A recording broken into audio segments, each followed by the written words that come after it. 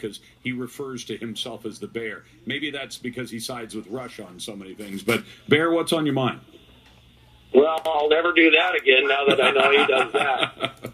Hey, I didn't know until you just shared your email deal that the stolen Barracuda was in Oregon. Yes. I run a towing company in Washington. Yeah. And I thought I heard him say that there were towing fees that he was going to make the true owner pay back.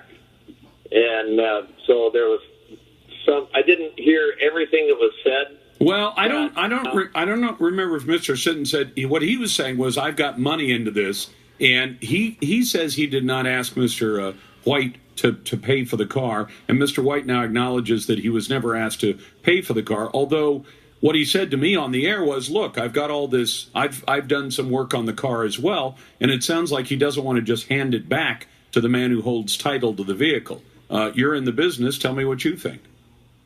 Well, I thought I heard that there were impound fees that he had to pay that he was going to ask this guy to reimburse. Well, that to me makes it sound like, first thing, he bought it and he's had it in his garage or storage for 13 years. How did it end up in the tow company?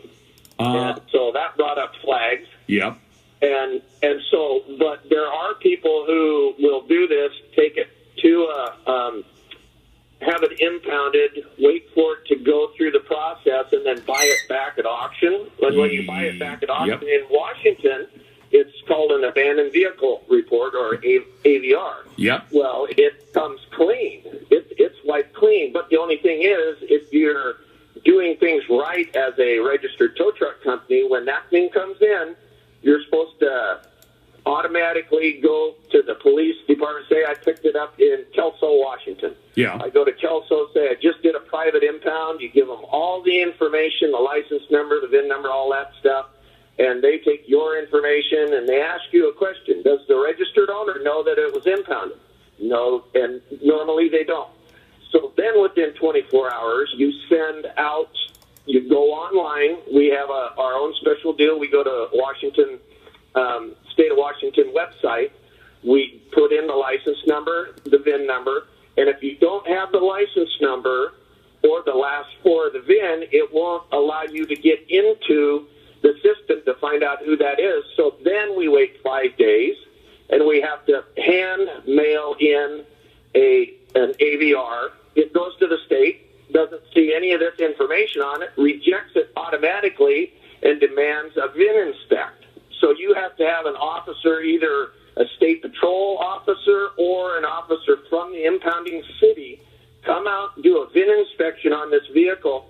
They go on their site that we can't get to, get all the information on this vehicle. Then we send out a 24-hour letter to that. But if you do have a license plate and a VIN number and you can get onto the website and print out the last registered owner on the thing, then within 24 hours, we're supposed to send them a letter for that, for the registered and legal. Say it's a car that a bank is owed money on. Yep. Or a bank was owed money on, it was paid off, but they never took them off as lien holder.